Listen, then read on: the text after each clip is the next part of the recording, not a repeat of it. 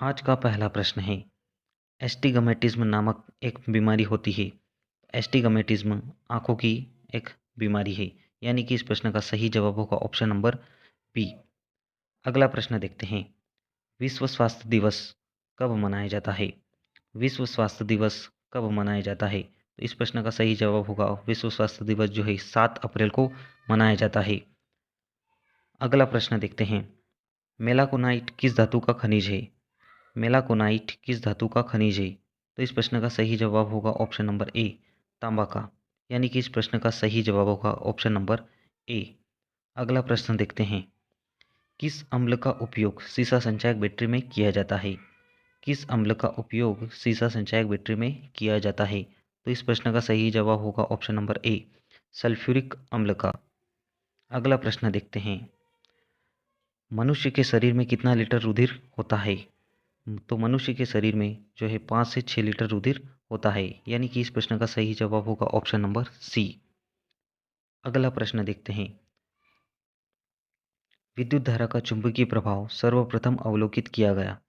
विद्युत धारा का चुंबकीय प्रभाव जो था वह सर्वप्रथम किसने अवलोकित किया था?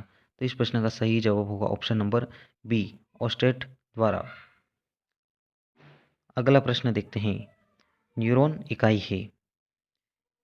न्यूरॉन इकाई है, तो न्यूरॉन जो है तंत्रिका ऊतक का इकाई है। जो न्यूरॉन किसकी इकाई है? तो तंत्रिका ऊतक की इकाई है, यानी कि इस प्रश्न का सही जवाब होगा ऑप्शन नंबर डी। अगला प्रश्न देखते हैं, ब्लैक होल सिद्धांत की खोज किसके द्वारा की गई? तो इस प्रश्न का सही जवाब होगा option number A, S Chandrashekhar. S Chandrashekhar द्वारा जो है ब्लैक होल सिद्धांत की खोज की गई। अगला प्रश्न देखते हैं, शरीर में हीमोग्लोबिन का कार्य है। शरीर में हीमोग्लोबिन का क्या कार्य है? तो इस प्रश्न का सही जवाब होगा ऑप्शन नंबर ए, ऑक्सीजन का परिवहन। हीमोग्लोबिन का कार्य जो है वह ऑक्सीजन का परिवहन करना होता है। अगला प्रश्न है, रेडियोधर्मी तत्व जिसका भारत में विशाल भंडार पाया जाता है। रेडियोधर्मी तत्व जिसका विशाल भंडार भारत में पाया जाता है, तो इसका सही जवाब होगा option number B, thorium. Thorium का विशाल भंडार जो है भारत में बहुत अधिक पाया जाता है। अगला प्रश्न देखते हैं, किसी मानव आँख की रेटिना पर बना प्रतिबिंब कैसा होता है? किसी मानव आँख की रेटिना पर बना प्रतिबिंब जो है वास्तविक और उल्टा होता है, यानी कि इस प्रश्न का सही जवाब होगा ऑप्शन नंबर बी। अगला प्रश्न देखते हैं, फोटोग्राफी में उपयोग किया गया प्रकाश संवेदी यौगिक है।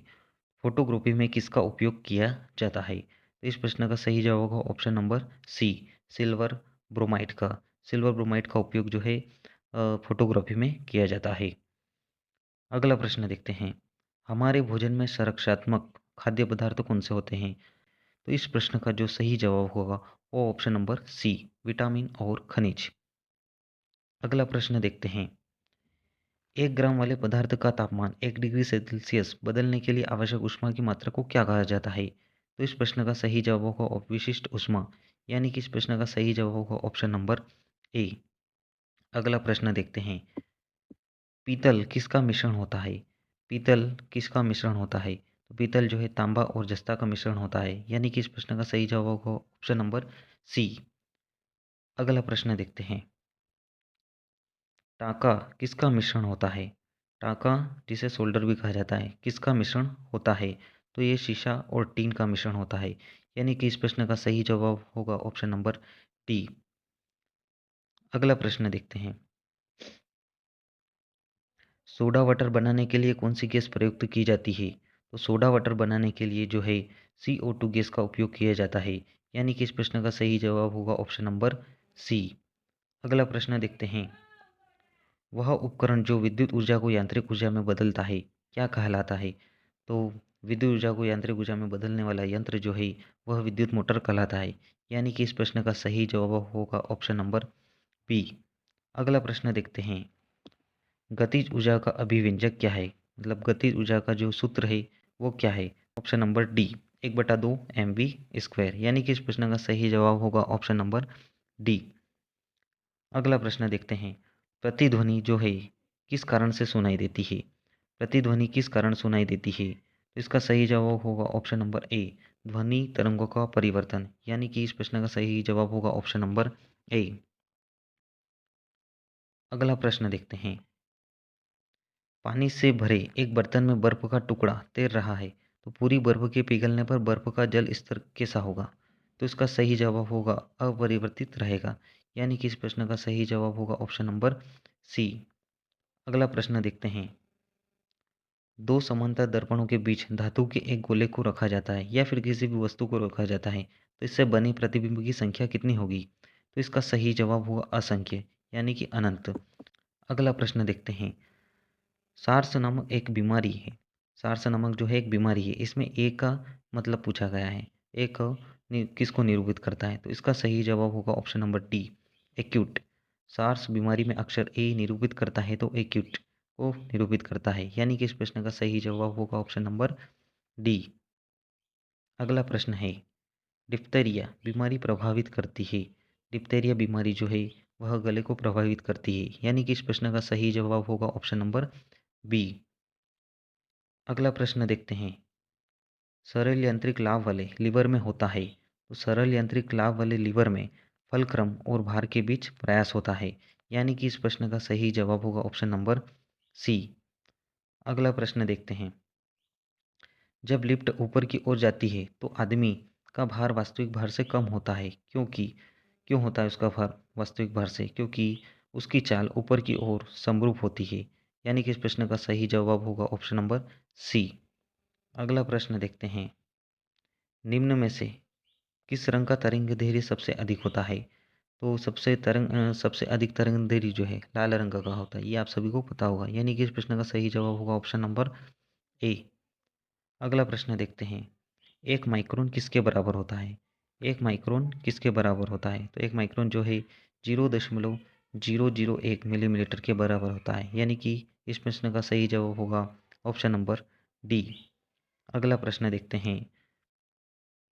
सभी गैसें शून्य आयतन प्राप्त करते हैं जब तापक्रम घटाया जाता है, तो कितने तापक्रम घटाने पर शून्य आयतन प्राप्त करते हैं? तो इसका सही जवाब होगा option number C, -273 degree Celsius, यानी कि इस प्रश्न का सही जवाब होगा ऑप्शन नंबर सी। अगला प्रश्न है। एसिड बदलता है, एसिड या अम्ल बदलता है, तो इसका सही जवाब होगा ऑप्शन नंबर ए, नीले लिटमस को लाल में परिवर्तित करता है। अगला प्रश्न है। चीन के घोल में तापक्रम बढ़ाने पर चीनी की विलेयता क्या होगी? तो इसका सही जवाब होगा ऑप्शन नंबर बी, बढ़ती है, यानी कि इस प्रश्न का सही जवाब होगा ऑप्शन नंबर बी। अगला प्रश्न देखते हैं। कार्बन का शुद्धतम रूप कौन सा है? कार्बन का शुद्धतम रूप जो है वह हीरा है, ये आप सभी को पता होगा, यानी कि इस प्रश्न का सही जवाब होगा ऑप्शन नंबर डी। अगला प्रश्न देखते हैं। निम्नलिखित में से कौन सा तत्व कार्बनिक यौगिकों में मौजूद रहता है? तो कार्बनिक यौगिकों में जो है कार्बन मौजूद रहता है, यानी कि इस प्रश्न का सही जवाब होगा ऑप्शन नंबर ए। अगला प्रश्न देखते हैं। कौन सी गैस का आवरण सूर्य से निकली पराबैंगनी विकिरणों को अवशोषित करता है? कौन सी गैस का आवरण सूर्य से निकली पराबैंगनी विकिरणों को अवशोषित करता है? तो इसका सही जवाब होगा ऑप्शन नंबर ए, ओजोन। अगला प्रश्न है। मायोपिक आंख किस मायोपिक आंख किसके प्रयोग द्वारा ठीक की जा सकती है? मतलब मायोपिक जो है एक बीमारी है, वह किस लेंस के द्वारा ठीक की जा सकती है? तो इसका सही जवाब होगा ऑप्शन नंबर ए, अवतल लेंस, यानी कि इस प्रश्न का सही जवाब होगा ऑप्शन नंबर ए, अवतल लेंस। तो आपको ये वीडियो कैसा लगा प्लीज़ कमेंट बॉक्स में कमेंट करके ज़रूर बताएं।